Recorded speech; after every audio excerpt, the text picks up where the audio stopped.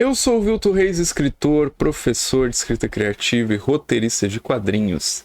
Seja muito bem-vindo ao aquecimento da Rota do Escritor, um evento 100% online gratuito que vai acontecer nos dias 6, 8 e 10 de fevereiro de 2023, onde eu vou explicar o passo a passo que pessoas comuns tomam para escrever e publicar seus livros desde o zero, da ideia até a publicação.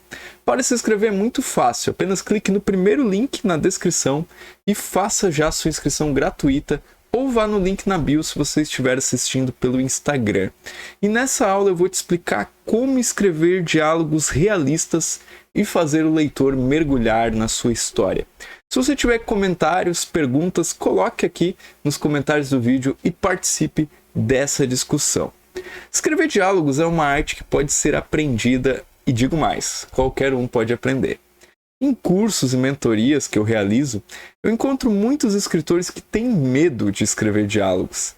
Se a gente considerar que essa é uma ferramenta para dar agilidade à trama, revelar os personagens e ainda acrescentar mais sutilezas à história, ao seu texto, você vai estar perdendo muito se você não usar os diálogos. Mas então a gente pode se perguntar, como tornar os diálogos verossímeis? E essa é uma pergunta que eu também ouço com frequência. Ou ainda, será que eu preciso mesmo escrever diálogos? E a verdade é que você não precisa, né? O diálogo ele pode ser mencionado pelo narrador, né, usando um discurso indireto. Porém, se você deseja que as pessoas se identifiquem com seus personagens, ou que esses personagens fiquem na memória do leitor, ou até que eles pareçam pessoas de verdade, pessoas de carne e osso, você precisa escrever diálogos. Sinto lhe dizer, mas você precisa escrever diálogos, né? E você precisa ouvir a voz dos seus personagens e deixar que eles falem em seus textos. Se você quer saber como fazer isso, então continue aí, né, vendo esse vídeo para aprender. Primeiro, qual é a função do diálogo na narrativa? Quais são os 6 conselhos práticos para melhorar ou escrever diálogos? Aspas, travessão e devo ou não marcar os diálogos? Para que servem as reticências nos diálogos? Qual é a hora mais adequada de escrever diálogos? E ainda, 5 dicas para você editar os seus diálogos e ter diálogos melhores ainda. Então, primeiro vamos começar por essa questão. Qual que é a função do diálogo na narrativa? Para que serve o diálogo? Tá? Quando o leitor se depara com o diálogo, ele vive o momento presente na cena. Na mente dele, é como se a história estivesse acontecendo no agora, porque acontece no teatro mental dele uma recriação das vozes dos personagens, né, no seu consciente. E assim, novas informações podem ser inseridas, né, tanto em um nível emocional muito mais intenso, assim, no nível mais explícito, quanto de um jeito mais sutil. Né, algumas informações que você lança para obter determinados efeitos no leitor. Por exemplo, vamos tentar deixar isso mais palpável aí. O narrador não precisa dizer que o personagem vai mentir. Isso pode aparecer no diálogo e o leitor vai notar. Então, por meio dessa sutileza, você atinge ainda mais profundidade na história, além, é claro, de fornecer pistas para o leitor. Pistas de um fio condutor para a trama. Outra possibilidade é tornar a narrativa mais ágil. Né? Será que o Dom Quixote seria o clássico que ele é, considerando as peregrinações de seus protagonistas, se não tivesse, né, os diálogos incríveis que esse livro tem entre a dupla, né, o Dom Quixote, né, que é o herói da história, com o seu aliado, né, que é o Sancho Panza? Que são esses diálogos que tornam a história incrível, a história inesquecível para quem lê. Mas se você lê Dom Quixote, com certeza vai ficar na memória essas conversas totalmente estapafúrdias que eles têm, mas que são vivas nas nossas memórias, se você lê o livro. Agora que você já entendeu essa função do diálogo na literatura, deixa eu te passar 6 conselhos práticos para você melhorar ao escrever diálogos. Tá? Se você apenas considerar esses 6 conselhos a seguir, você com certeza já vai dar um salto de qualidade na escrita dos seus diálogos. Então, número 1, evite falar demais. Mostrar as coisas em vez de contar é importante, tá? Mas evite falar demais, assim, sabe? Aqueles personagens com longas falas discursivas ou em que tudo é explicado. O diálogo ele é útil para que os leitores conheçam os principais detalhes do enredo. No entanto, o diálogo também é melhor quando ele contém uma narração concisa em oposição a muita exposição. O que é isso? É quando ele consegue ser conciso, ele consegue ser curto e mesmo assim entregar muita informação. Esse é o bom diálogo. Soa vazio e até meio óbvio quando os personagens compartilham informações que ambos já sabem, claramente sendo assim apenas para benefício do leitor. Parece até uma conversa coreografada, né, que não tem nada a ver com a vida. O que é essa informação que o leitor já sabe, que sei lá, eles já saberiam, mas que por algum motivo eles falam sobre isso apenas para poder informar isso para o leitor, né? Então, tipo, é duas pessoas que elas estão conversando sobre que matéria que elas vão, sei lá, qual faculdade que elas vão escolher, tá? Esse exemplo não está na minha pauta, mas surgiu aqui. E aí, assim, elas estão lá conversando, né? E é o Rogério e o Carlos. E aí o Rogério e o Carlos estão lá conversando, e aí o Rogério fala, bom, se bem que, né, quando você tinha 15 anos, você sempre falava que queria fazer veterinária, né? Né, Rogério? Aí o Rogério diz, sim, e você falava que queria fazer tal coisa. Sabe, tipo, normalmente numa conversa de duas pessoas, elas não vão dar uma longa explicação sobre o que elas falavam. Sabe? Elas vão só fazer referência a isso, né? Então, por exemplo, um deles não falaria assim, mas o seu pai, que tem um hospital veterinário mais famoso da cidade, ele provavelmente ficaria muito feliz se você escolhesse veterinária, né? Porque ele se dedicou por 10 anos a construir esse hospital. Nananana, conta toda a história do hospital num diálogo. Não tem porquê. Duas pessoas conversando, duas pessoas que se conhecem, né, elas só fariam alusão a isso, elas não contariam toda a história. Então é isso que é o mostrar demais, falar demais. É uma coisa que não soa verossímil. Dica número 2. Não revele no diálogo o que está no subtexto. Às vezes os personagens dizem coisas tão óbvias como, sei lá, é um casal discutindo e um diz, o nosso casamento está caindo aos pedaços. Ou o outro diz assim, numa outra situação, eu sou um empresário implacável e não vou parar até estar no topo, né? No entanto, esses detalhes podem aparecer no subtexto, construindo conversas muito mais sutis. E aí aqui fica um exemplo, né, no diálogo de Dorothy Parker, né, da escritora Dorothy Parker, no livro A Solidão dos Casais. O diálogo é o seguinte... Começa com uma fala, e aí ele vai intercalando as falas, né? Detroit na linha, disse a telefonista. Alô? Disse a jovem em Nova York. Alô? Disse o jovem em Detroit. Oi, Jack, como estou feliz de te escutar, amor. Não sabe quanto... Alô? Ele repetiu. Não consegue me escutar? Eu te ouço como se você estivesse aqui mesmo. E agora, está me escutando? Com quem quer falar? Com você, Jack. Sou eu, amor. Tenta me escutar, por favor. Sou a Jean. Quem? Jean. Não está reconhecendo minha voz? Sou Jean, amor. Jean, amor. Ah, olá. Que surpresa. Como você está? Nesse diálogo, né, vocês têm alguma dúvida que não, né, que essa não é uma história de amor bem-sucedida? Tá tudo ali no subtexto. Pela forma como esses personagens se relacionam, a gente sabe que eles estão distantes, que eles são, né, um deles é frio, apenas um deles está apaixonado. Tudo isso em uma simples ligação telefônica ou uma simples conversa, a gente pode descobrir verdadeiras portas que se abrem para novas emoções dos personagens. O diálogo ele tem o poder de inferir, bem como dizer. Então lembre-se de usá-lo. O que é inferir? Inferir é o não dito.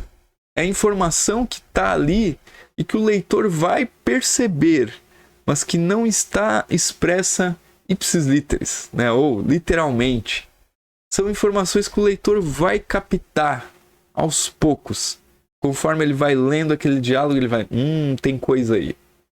Né? Se é um casal que não está bem, ele vai perceber, né, pelo jeito ríspido que um deles fala, ou pelo jeito indiferente que um deles fala. E tudo isso não precisa ser o narrador dizendo, fulano retrucou o ríspido. Né? Na própria fala do personagem pode-se ter essa rispidez. E aí fica evidente que aquele casal não está bem.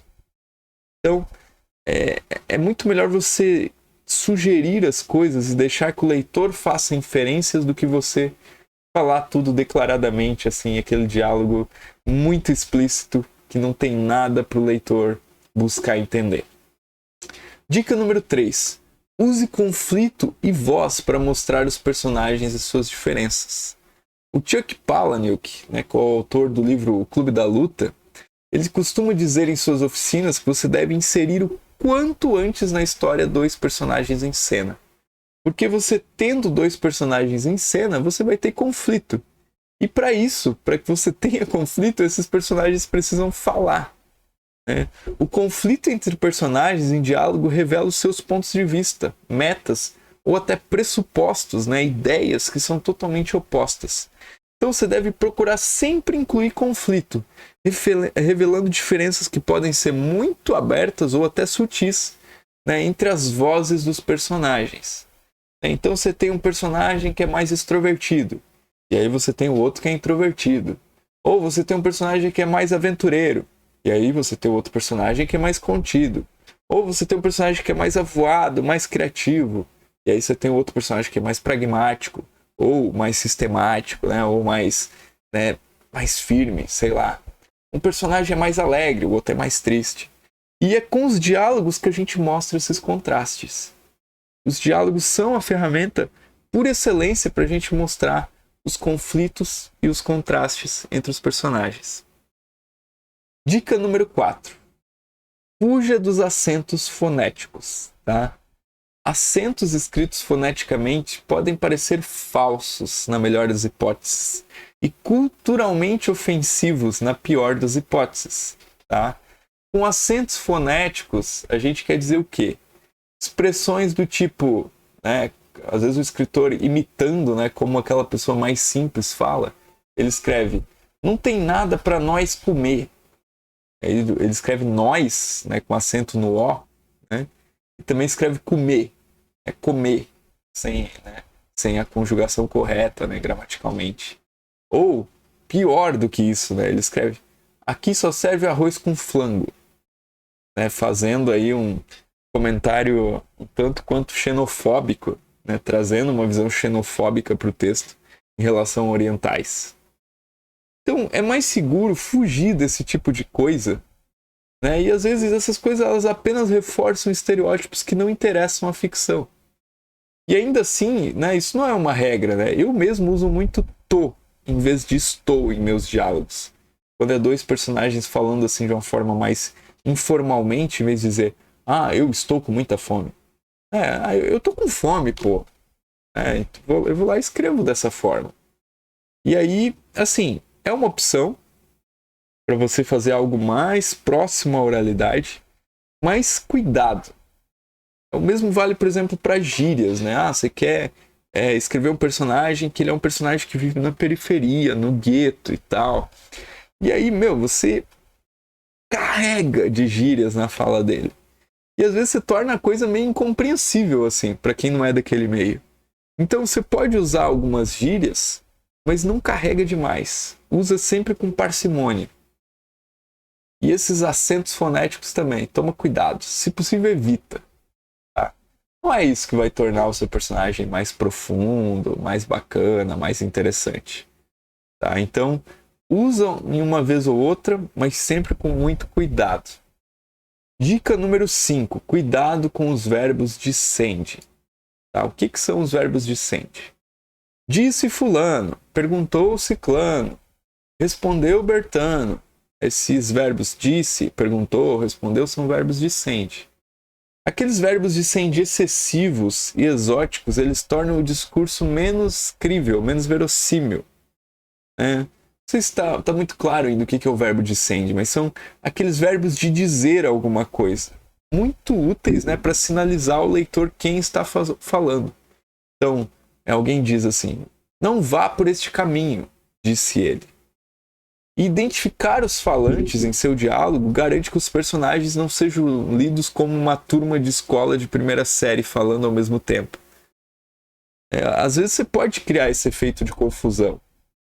Tipo, o personagem está num bar e você quer transmitir que tem muita gente falando ao mesmo tempo, e aí você coloca uma fala depois da outra sem dizer quem está falando. Ou, né, como o exemplo que eu já coloquei aqui, uma turma de escola, né? E aí você não identifica. Por outro lado, você não precisa também identificar cada linha quem está falando. Vou usar um exemplo aqui de um diálogo que eu escrevi, né? Bem simples. Bala, pai. Mas, filho, estou sem dinheiro. Não vai comprar cigarro? É claro. Bala, pai. Assim, tá bem claro quem tá falando nesse diálogo. Né? Não precisa de verbo descende. Então, quando você ouve, essa é uma fala da Silvia Della Colin, né? Uma grande professora de escrita criativa.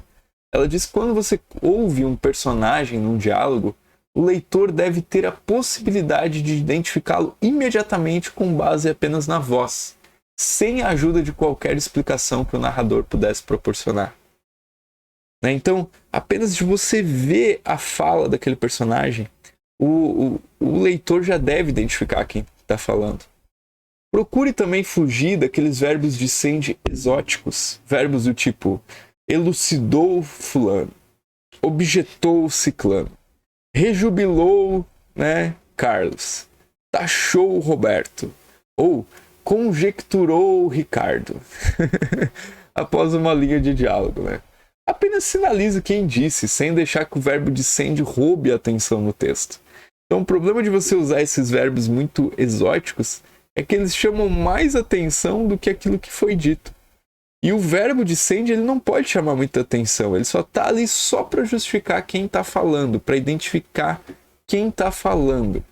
Né? Então, ele não deve roubar a cena. Dica número 6. Cuide do ritmo do diálogo e equilibre com a narração. O ritmo no diálogo é fundamental. Né? Em uma cena, por exemplo, que tem muita tensão, que tem uma troca de acusações, que tem, né, algo... a fala dos personagens deve ser breve e direta, deve ser concisa. Então, certifique-se de que o comprimento, né, a estrutura, a complexidade da frase se adequem às características daquele personagem e ao propósito do diálogo em questão. Então, se for um personagem meio filosófico, né, você pode ter frases mais longas, mais reflexivas. Se for um personagem mais enérgico, provavelmente ele vai falar com frases curtas, assim, marteladas, né? Se a fala que você precisa escrever é um pouco longa, né, você precisa meio que dar o personagem fazendo uma espécie de um discurso, balanceie isso com vícios de linguagem, tá? Vou dar um exemplo. Imagine que o personagem esteja meio que falando isso, assim, numa fala só. Sabe de uma coisa? Vou te falar só uma vez. Aquela vizinha é uma rapariga mesmo, sabe? Tem fogo do rabo, não te avisei? Sendo bem sincera, se eu fosse você, nem falava mais com ela. Presta atenção, eu vou te dizer só uma vez. Foi ela quem roubou o lençol da Lourdes outro dia. Uma fofoca, né, gente? Mas olha só algumas coisas. Tem o sabe, é uma rapariga mesmo, sabe? Né? Marcas de oralidade. Sendo bem sincero, né? Presta atenção. Então, essas marcas de oralidade ajudam a balancear o discurso para que ele fique mais próximo da oralidade. E é preciso saber quando você equilibrar as coisas, né? Então, balanceie o diálogo com a narração, usa a descrição, né? Quando necessário, para você poder ancorar a conversa dos personagens no espaço e no tempo em que eles estão. Então, o personagem diz alguma coisa e aí ele faz um gesto, ele se apoia no muro, né? Ele, sei lá, dá uma baforada no cigarro, ou, né, ele bebe um gole de café, ou ele coça a cabeça, né? Então, balanceie com essas descrições de ações. Vamos então para algumas perguntas muito frequentes que eu recebo aí sobre escrever diálogos. Vamos lá. Uma delas, aspas, travessão ou devo ou não marcar os diálogos? Como é que eu devo marcar os meus diálogos? Devo usar aspas? Devo usar travessão? A forma mais tradicional de se escrever diálogos em língua portuguesa é o travessão.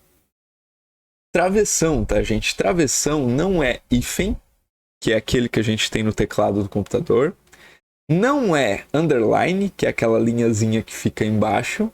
E não é meio traço, que às vezes no Word você bota espaço, hífen e dá mais um espaço e ele faz o meio traço. O travessão é o traço maior. Pesquisem no Google travessão e ele vai mostrar para vocês qual que é o acento gráfico do travessão. É esse que vocês têm que fazer no Word. Esse não tem no teclado em português. Tá? Então já corrigi isso de muita gente que me mandou texto usando hífen, assim, para marcar início de fala de personagem. Quando esse texto for para a editora vai ter que trocar um por travessão. Então cuidado. No entanto, assim, apesar de eu falar que o travessão é a forma mais comum de marcar diálogos na língua portuguesa, não existe uma regra. Você pode usar, abre aspas, a fala, fecha aspas, que é a forma mais tradicional, né, no inglês. Ou você pode nem mesmo marcar os seus diálogos, fica a seu critério. No caso da pontuação, optando por travessão, você deve iniciar a frase com travessão, colocar a fala do personagem, né, seguida de um novo travessão e a explicação de quem está falando. Então, por exemplo, travessão, não se fala mais nisso. Travessão, não vai ponto final depois do nisso. E aí, disse, com letra minúscula, João. Então, travessão, não se fala mais nisso. Travessão, disse João. Ou se a fala continuasse, né? Não se fala mais nisso. Travessão, não se fala mais nisso, disse João. Travessão, vírgula, vou comprar a carne. Ponto. Seria uma outra forma. Se a gente usasse as aspas, poderia ficar assim. Abre aspas, não se fala mais nisso, fecha aspas, vírgula, disse João. Disse com letra minúscula, João. Ou, né, se a fala continuasse após o disse João, seria abre aspas, não se fala mais nisso, fecha aspas, vírgula, disse João, vírgula, abre aspas, vou comprar a carne, ponto, e aí fecha aspas. Então essas são as formas de você escrever diálogos, né, fazendo a marcação com aspas ou com travessão. Se você, em vez de for usar um verbo dicente, você for descrever uma ação do personagem, aí vai o ponto, né, depois da fala e antes do travessão. Então esse é o único parênteses que tem. Então ficaria assim, travessão, não se fala mais nisso, ponto, travessão, letra maiúscula, levantou-se da mesa João. Então aí sim iria ponto e travessão. Então é assim, é fácil depois que você, né, entende como funciona e depois é só repetir isso o texto inteiro. Não tem segredo, assim. Para que servem as reticências nos diálogos? Outra pergunta que eu recebo muito. Com frequência eu vejo escritores pecando pelo excesso de reticências nos diálogos. Se alguém não souber o que é reticências, é aqueles 3 pontinhos, né? É evidente que a reticência ela é muito importante nos diálogos. E são basicamente 2 funções principais que elas têm ao escrever diálogos. Elas podem fazer com que o leitor subentenda o que vem a seguir. Exemplo, sei lá, uma frase que fosse assim, seus sonhos podem ser grandes, mas no fundo são uma... e aí reticências. E aí no contexto você entende que o personagem está desprezando, assim. Ou são reticências, e aí ele quer dizer, sei lá, um delírio, uma porcaria, alguma coisa assim. Então você pode deixar subentendido e ocultar alguma coisa como reticências. Ou número 2, eles também podem indicar assim hesitações assim tão comuns na oralidade. Por exemplo, sabe o nome daquele negócio que o médico usa? Ou reticências. Reticências. Estetoscópio. Então você pode usar as reticências para deixar algo no ar, né? Ou deixar aqueles espaços na fala que a gente usa. Mas o mais importante é você não exagerar, para o seu texto não ficar mais filosófico, né? Eu gosto de falar isso, né? O seu texto não fica mais filosófico só porque ele está cheio de reticências, né? Nem mais interessante porque ele está cheio de pausas. Embora, às vezes, quando eu quero deixar um personagem mudo em uma fala, eu costume usar as reticências, né? Eu uso dessa maneira, assim, por exemplo, travessão, você não vai me falar mais nada? Ponto de interrogação. Aí na linha de baixo, travessão. Aí eu coloco só as reticências. E aí eu boto na linha de baixo, caramba, assim fica difícil. Às vezes eu uso as reticências para o personagem que não disse nada. Então também é um recurso e uma forma de usar reticências. Qual é o momento mais adequado de eu usar diálogos na minha ficção? De eu usar diálogos no meu texto? Talvez essa pergunta ela já esteja respondida em tudo que a gente falou. Mas vale a pena ainda a gente se deter aqui nessa resposta, né? O diálogo ele deve ser usado quando você precisa. Dá mais ritmo à história. Às vezes você está com muitos blocões de texto e aí você encaixa um diálogo para dar mais ritmo para o leitor, fica mais fácil para o leitor ler. Número 2, revelar informações sobre seus personagens. Número 3, aproximar o personagem do leitor. Às vezes com algo que o personagem solta num diálogo, você aproxima isso mais do leitor. Número 4, oferecer pistas da trama. Número 5, criar contradições benéficas dentro da história. Então, às vezes, na narração está escrito uma coisa e no diálogo o personagem mostra que é outra. Outra função, fazer a história avançar. Às vezes a história está meio arrastada e aí você joga um diálogo e vem novas informações e aí a história avança. Mais uma, complementar com uma ação. Às vezes está tendo uma cena de ação e você intercala essa cena de ação com um diálogo, entre outras coisas que a gente poderia aqui ficar citando aí talvez por horas e horas. Portanto, você tem alguma dúvida ainda que é necessário você cada vez mais dominar a técnica do diálogo? Acho que não, né? Acho que já está justificado o porquê a gente ter essa aula. Então, indo já para a parte final, vamos aí para 5 dicas para você editar diálogos na ficção. Número 1, primeira dica. Cuidado com o diálogo estático. É importante você ler os diálogos na ficção em voz alta durante a sua edição. Porque as palavras que você coloca na boca do seu personagem, elas precisam soar naturais, espontâneas, né? Como pessoas falando. Ao mesmo tempo, ao contrário das pessoas reais, que muitas das vezes gaguejam, repetem, né? Ao conversar, a gente espera que os personagens fictícios eles já falem assim meio editados, tá? E aqui estão 2 culpados em particular que fazem o diálogo parecer duro e meio ensaiado. Um é uma coisa meio conversa de rádio, né? No auge do drama de rádio, os roteiristas apimentavam os diálogos dos atores com detalhes narrativos para poder ajudar o ouvinte a visualizar cada cena com mais clareza. E aí tinha umas coisas do tipo assim: Lucinda, por que você está levantando esse martelo sobre sua cabeça? Era um diálogo meio explicativo, assim. Então, quando você estiver lendo lá aquilo que você escreveu, aquele diálogo, remova ou revise todos os discursos em que um personagem está atuando como narrador, né? E a segunda questão é a nomeação desnecessária. A menos que haja uma boa razão para você fazê-lo, incluir o nome da pessoa a quem se você dirige, né? Também assim, não vai fazer com que o seu diálogo na ficção soe melhor, né? Por exemplo, um diálogo assim: parabéns pela sua promoção, Carlos. Obrigado, Janice. Você está planejando comemorar com a sua esposa, Carlos? Sim, Janice. Vamos sair para jantar. Para que ficar repetindo o tempo inteiro o nome dos personagens? Então, ao ler as cenas do diálogo, fique atento aos nomes excessivos e corte todos eles. E também fique atento às autoexplicações que existem no diálogo.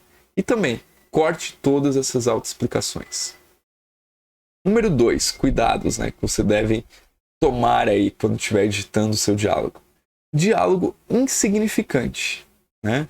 As conversas da vida real geralmente começam com trocas como: como vão as coisas? Será que chove hoje? Como você tá? Tudo bem? Oi, tudo bem? Né?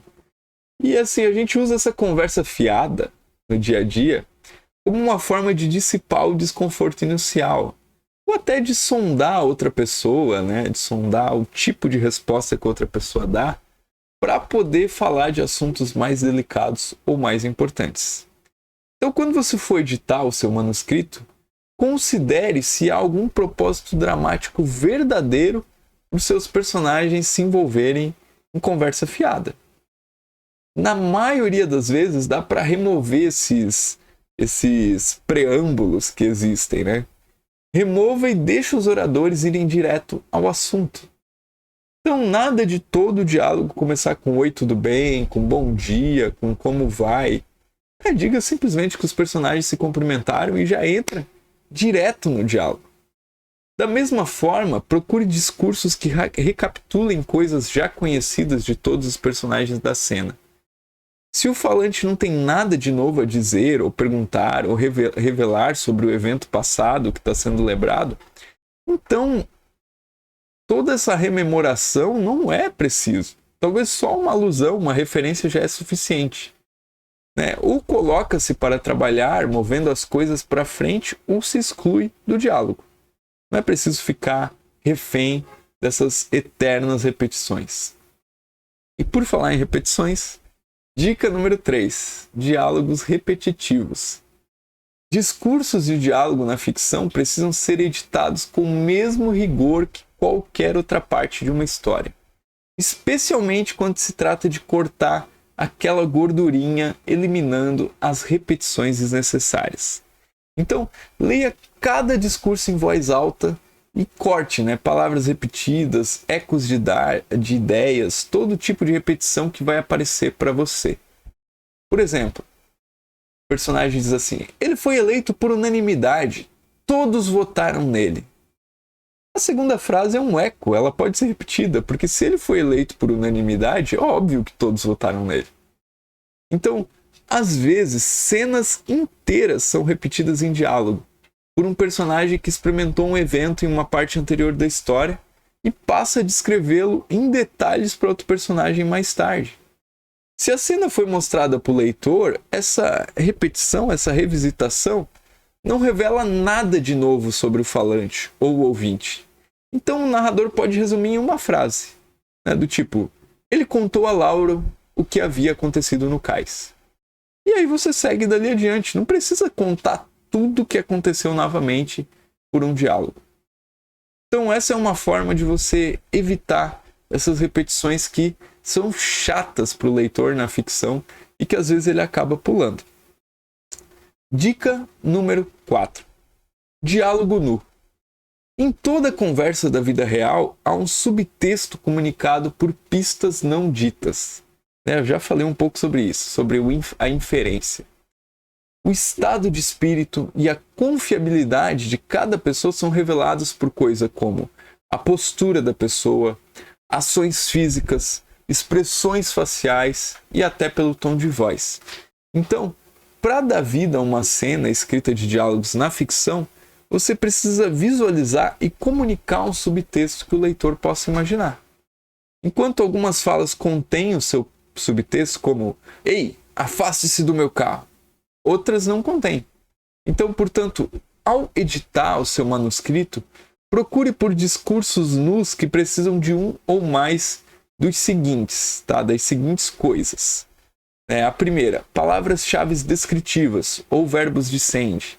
Ele disse, ela insistiu, eles fizeram coro, para que o leitor entenda quem está falando e consiga acompanhar, e revelar a maneira de falar de um personagem quando as palavras por si só não revelam isso. Eu não vou entrar lá, Jairo murmurou. Por que ele está murmurando? Então, o murmurou agrega algo para a cena.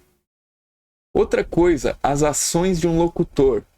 né? Quando contradizem ou quando reforçam as palavras ditas, ou quando ajudam o leitor a imaginar a cena com mais facilidade. Então, por exemplo, eu não vou entrar lá. Jerry, né? Jerry, ou sei lá, João, né? Murmurou seu lábio inferior, fazendo um beicinho. Esse fazendo um beicinho talvez agregue algo para que o leitor entenda por que ele não quer entrar lá. E aí você deve manter ou agregar, caso não tenha. Outra coisa, às vezes você precisa que surja o pensamento de um dos falantes da cena. Se, claro, a cena, se você estiver seguindo o ponto de vista daquele personagem, e aí ele fala. Quando esse falante é o personagem do ponto de vista e a informação ajuda a aprofundar a compreensão do leitor sobre o personagem ou a cena, a gente deve sim agregar uma informação. Isso não era uma sorveteria, era um consultório odontológico. Eu não vou entrar lá, João murmurou seu lábio inferior deslizando em um beicinho. Então essa informação, esse pensamento, ajuda o leitor a entender a cena. Outra coisa que você deve considerar ao revisar os diálogos, se não precisa agregar, as impressões sensoriais de um falante, que é quando esse falante é o personagem do ponto de vista e a informação ajuda a estabelecer o cenário, ou o estado de espírito do falante, ou a presença física dele. Então, a broca na sala ao lado parecia faminta. A pele de João começou a arrepiar. Eu não vou entrar lá, ele murmurou. E o seu lábio inferior deslizou em um beicinho. E outra coisa que você deve olhar o diálogo exagerado. Os verbos de Sandy são verbos falantes que descrevem a voz de um personagem. Porque tendem a cortar uma cena de diálogo, eles devem ser usados com uma certa moderação. Principalmente quando há probabilidade de haver confusão sobre qual dos falantes está dizendo o quê, ou como essas palavras soam. Então, ao editar o seu texto, procure por verbos discentes que podem ser removidos sem diminuir a eficácia da cena, principalmente aqueles que repetem o conteúdo das palavras ditas. Procure também por aqueles que descrevem ações em vez de vozes. Compare os seguintes exemplos. Mas por que eu me sinto tão miserável? Ela fez uma careta infeliz. E aí o segundo exemplo. Jennifer fez uma careta. Mas por que me sinto tão miserável? Ela exigiu. Os diálogos na ficção eles não são apenas uma ferramenta útil, mas eles são um componente importante de uma narrativa eficaz. O tempo que você investir nessa edição e nesse polimento dos diálogos é que vai render um retorno generoso por parte do leitor, no feedback, na opinião, na avaliação que ele for dar depois a respeito do seu livro. Se você me acompanhou até aqui, coloca aí nos comentários a expressão diálogos realistas, que é a nossa expressão-chave de hoje, para eu saber que você assistiu o vídeo até o final. Essa foi a nossa aula de hoje, uma aula de aquecimento que vai culminar na Rota do Escritor. Uma série de 3 aulas especiais, onde eu vou falar de todos os passos que você precisa da ideia à publicação para escrever e publicar um livro. Se você quiser participar e baixar o PDF exclusivo dessa aula agora e estiver assistindo pelo YouTube ou pelo Facebook, não deixe de clicar no primeiro link na descrição desse vídeo e fazer a sua inscrição gratuita. E se você estiver vendo pelo Instagram, assim que essa live acabar, vá até o meu perfil, clique no link da bio e faça a sua inscrição. Então, por hoje é isso e até o próximo vídeo.